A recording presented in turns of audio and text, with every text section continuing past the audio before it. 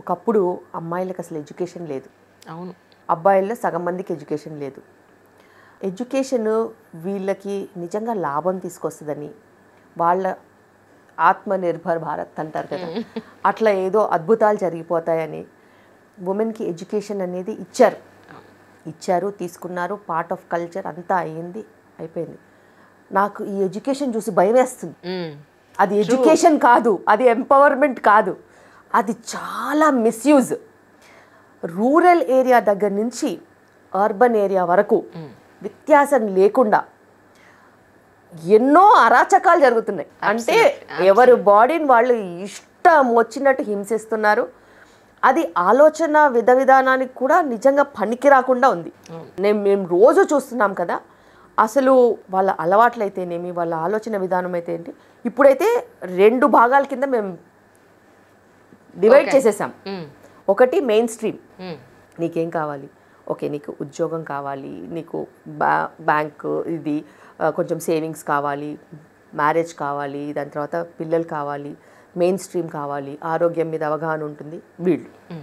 వాళ్ళు పద్ధతిగా వాళ్ళకి ఏం కావాలో వాళ్ళు చేసుకుని వెళ్ళిపోతుంటారు. రెండో వాళ్ళకి పెళ్ళి అనే వ్యవస్థ మీద నమ్మకం లేదు. పిల్లలు అసలు వద్దు. మాకు ఓ లైఫ్లో పార్ట్నర్ కావాలి, పార్ట్నర్ వద్దా, అసలు వద్దు. ట్రూ. ఇలా ఉన్నారు. మాకేం కావాలి, మాకు డబ్బు కావాలి, ఎడ్యుకేషన్ కావాలి, ఆ డబ్బుతో మేమేం చేసుకుంటాం మా ఇష్టం. మాకు ఫ్రీడమ్ కావాలి, మేము వరల్డ్ చూడాలి, మాకు మా స్పేస్ కావాలి. సో ఇదొక స్ట్రీము. అయితే ఈ అదర్ స్ట్రీమ్లో ఉన్నవాళ్ళు ఒక 30-35 ఇయర్స్కి వెళ్ళిన తర్వాత ఈ మెయిన్ స్ట్రీమ్లో ఉన్న వాళ్ళందరూ సెటిల్ అయ్యేసేసి ఉంటారు కదా, వాళ్ళని అక్కడ చూసి అయ్యో మేము ఇలా చేసామే అని వెనక్కి వెళ్ళి బాధపడుతున్నారు తప్పితే మేము చేసింది కరెక్ట్, మేము బాగున్నాము, మాకు బాధాబందీ లేకుండా, బాధ్యతలు లేకుండా మేము హాయిగా ఉన్నామని అనుకునే ఒక్కళ్ళు కూడా లేరు. ఎందుకంటే అందరూ మా దగ్గరికే వస్తారు. ఎగ్జాక్ట్లీ. వచ్చి కూర్చొని మనసు విప్పి మాట్లాడుకునే ప్లేసే ఒక డాక్టర్. ఎగ్జాక్ట్లీ. నేను చేసింది తప్పు అని నేను ఇప్పుడు రియలైజ్ అయ్యానని 35 ఇయర్స్కి 37 ఇయర్స్కి అప్పుడు పెళ్ళిళ్ళు చేసుకొని 40 ఇయర్స్కి పిల్లల్ని కంటాము, మాకు కుదురుతుందా అని వచ్చి డోనర్ ఎగ్జా ఏదో ఒకటి, అప్పుడు వాళ్ళ దగ్గర పోలే డబ్బు ఉంటుంది. కానీ డబ్బుతో పాటు అంతే మూట కట్టుకున్న బాధ, విషాదము, తాపత్రయం చాలా అంత ఉంటుంది. అప్పుడు వాళ్ళు పిల్లల్ని కనాలని చూసి పోనీ వాళ్ళ లైఫ్ స్టైల్ ఏదైనా మంచిగా ఉందా అప్పటికి పెద్దగా ఏం మారడు. సో అలా ఎన్నో రకాల సినారియోస్ చూస్తున్నాం. ఇవన్నీ చూసి అనిపిస్తుంది అసలు ఎటెళ్ళిపోతుంది ప్రపంచం. అసలు ఏం చేయగలుగుతాం? చెప్పి మీకు ఒకటే సబ్జెక్ట్ వచ్చిన వాళ్ళందరికీ చెప్పి వెక్సప్ అయిపోతారేమో మీరు, నాకు అనిపిస్తూ ఉంటుంది. శశికళ గారని గైనకాలజిస్ట్ ఉన్నారు, మీకు పరిచయం ఉన్నారు కదా, నాకు మంచి పరిచయం.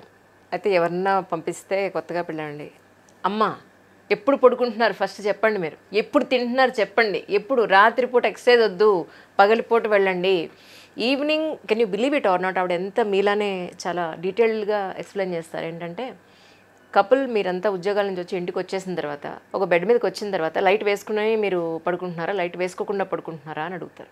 లైట్ వెయ్యకండి, అక్కడ ప్రొడ్యూస్ అవ్వాల్సినవి ప్రొడ్యూస్ కావు, దీనివల్ల మీ జీవితాలకు ఏమీ ఉపయోగం లేదు. అండ్ మోరోవర్ నాకు అనిపిస్తుంది మ్యామ్, కొంచెం డెప్త్కి వెళ్ళి రాగా మాట్లాడుకుంటే కపుల్స్ ఏవైతే మన సాంప్రదాయబద్ధమైన సెక్స్ని ఏదైతే ఉందో దానికి అతీతంగా ఇప్పుడు ఎన్నో రకాల వీడియోలు, మూవీస్ చూసి అదేదో ప్లెజర్ ఉంది అన్న పాయింట్లో చాలా రకాలైన ప్రాబ్లమ్స్ కొని తెచ్చుకుంటున్నారేమో అనిపిస్తుంది నాకు. వాళ్ళు ప్రాబ్లమ్స్ కొని తెచ్చుకోవడం కాదు, నేను చెప్పాను కదా, ఒకళ్ళు మెయిన్ స్ట్రీమ్లో ఉంటారు, ఒకళ్ళు అదర్ స్ట్రీమ్లో ఉంటారని చెప్పేసి. ఈ అదర్ స్ట్రీమ్ ఎంచుకున్న వాళ్ళందరిలో ఒక రకమైన సైకలాజికల్ ప్రాబ్లమ్స్, పర్వర్టెడ్నెస్, ట్రామాతో కూడుకున్న విషాదం, ఎంప్టీనెస్, దాన్ని ఫుల్ఫిల్ చేసుకోవడానికి చేసే ప్రయత్నాలలో అదో ప్రయత్నం. అసలు ఫ్యామిలీ ఉంటే అసలు అనకూడదు కానీ ఎంప్టీనెస్సే ఉండదు, టు బి ఫ్రాంక్. ఎగ్జాక్ట్లీ. నీకు మనుషులు తిరుగుతూ ఉంటే నువ్వు ఆలోచనకి టైం ఎక్కడిది? అదే కదా. ఎగ్జాక్ట్లీ. నువ్వు డిప్రెషన్ రావాలన్నా కూడా ఖాళీ ఉండాలి కదా, నీకు ఖాళీ లేకపోతే డిప్రెషన్ ఎక్కడి నుంచి వస్తుంది? అదే కదా, బాధపడడానికి టైం లేదు. వేసినప్పటి నుంచి అమ్మ నానా అమ్మ అనుకుంటూ పడి తిరుగుతుంటే నీకు ఖాళీ ఏది? లేవాలి, వంట చేసుకోవాలి, బ్యాగులు సర్దుకోవాలి, ఉద్యోగానికి రావాలి, ఉద్యోగం చేసుకోవాలి, ఇంటికి వెళ్ళాలి, మళ్ళీ వంట చేసుకోవాలి, తినేటప్పుడు 4 కబుర్లు చెప్పుకోవాలి, అలసిపోయిన ఒళ్ళు హాయిగా పడుకుంటే నిద్ర వస్తుంది, మళ్ళీ పొద్దున్నే లేవాలి. దాని మధ్యలో డిస్టర్బ్ చేసేయడానికి డిప్రెషను లేదు, ఆలోచించడానికి ఏం లేదు. ఎప్పుడన్నా టైం దొరికితే సరదాగా కుటుంబంతో హాలిడేనో లేకపోతే బయట తినడానికో లేకపోతే ఒక సినిమాకో అట్లా షికారుకో వెళ్తాను తప్పితే డిప్రెషన్కి తావేది. ఇప్పుడు పిల్లలు ఏమంటున్నారంటే మ్యామ్ అందరం కలిసి పెడదామంటే అబ్బా మీ ఏజ్ వాళ్ళతో ఏమొస్తామమ్మా, మా ఏజ్ వాళ్ళతో మేము కలిసి పెడతా ఉంటున్నారు, మీ ఏజ్ వాళ్ళతో మేము ఎంజాయ్ చేస్తాం. పేరెంట్స్తో ఎంజాయ్మెంట్ ఏముంటుంది, రిస్ట్రిక్షనే ఉంటుంది, ఫ్రెండ్స్తో అయితే ఫ్రీడమ్ ఉంటుంది అంటున్నారు. అలాంటి పిల్లలకి మీరేం చెప్తారు? వాళ్ళు ఆల్రెడీ డివైడ్ చేసేసారు కదా, మేము జెన్ జీ, మీరు మిలీనియల్స్, మీరు old timers, old thoughts. But ultimately వాళ్ళు పేరెంట్స్ అయినప్పుడు రియలైజ్ అవుతారు. అండ్ ఎంత ఫ్యాషన్ స్ట్రాటజీ తీసుకొచ్చినా కానీ ఏం తీసుకొచ్చినా కానీ అది మన లైఫ్ స్టైల్ని మార్చద్దు.